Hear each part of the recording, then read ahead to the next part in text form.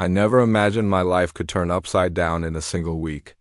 My name is Ryan, and the woman I married, Lavar, was supposed to be my partner, my confidant, my forever. We had been married for 6 years, and I trusted her completely, or at least I thought I did. It all started innocently enough. My brother James had his wedding on a warm Saturday afternoon.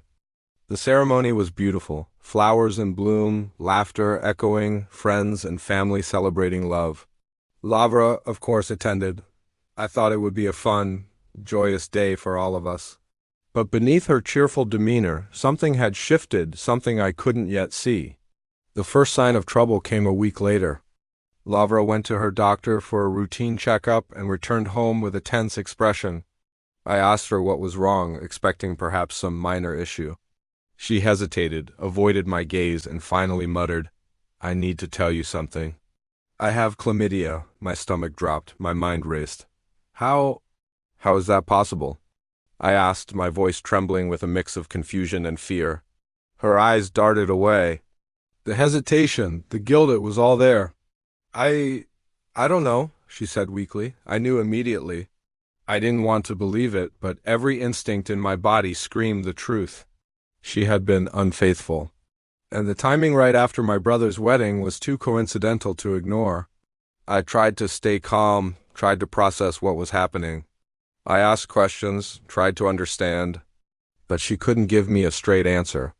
She avoided eye contact, fidgeted, and eventually admitted, It happened once. I didn't mean for it to happen. I'm sorry." I felt the ground disappear beneath me. 6 years of marriage, love, trust, and shared dreams, all of it shattered in a single confession.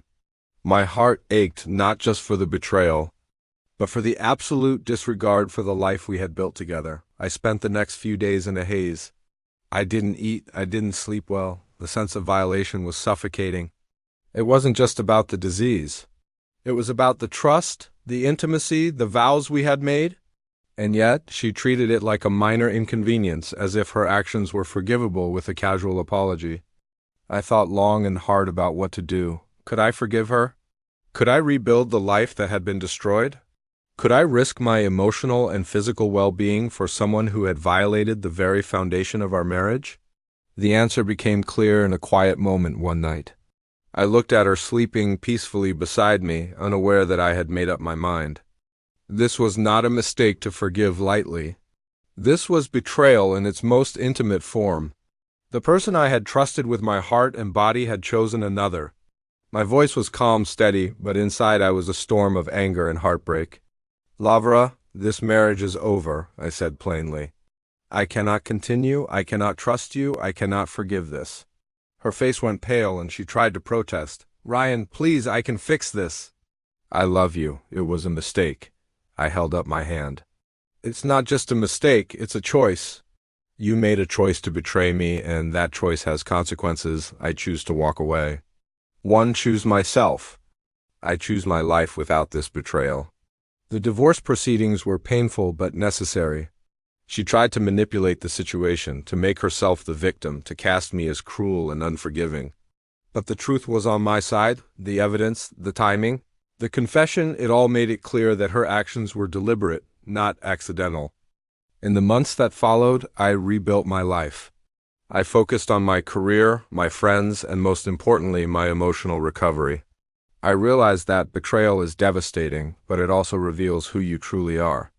Laura's betrayal had shown me who she was, and it showed me who I needed to be: strong, independent, and unwilling to settle for anything less than honesty and respect. Sometimes people believe forgiveness can erase betrayal. I disagree. Forgiveness is powerful, yes, but not at the expense of your self-respect. I chose divorce because I chose to protect myself from further pain. I chose divorce because I realized that no apology could replace the trust that was destroyed. Now, looking back, I don't feel regret. I feel relief. Relief that I didn't stay in a marriage built on lies. Relief that I didn't compromise my dignity, and relief that I acted decisively when it mattered most. Lavra may have thought she could continue her life with deceit, but I chose a different path, a path of integrity, self-respect, and freedom. In the end, the betrayal hurt, yes. The heartbreak was real. I learned that sometimes walking away is the only way to reclaim your life, and that the best revenge isn't anger, it's thriving despite the betrayal.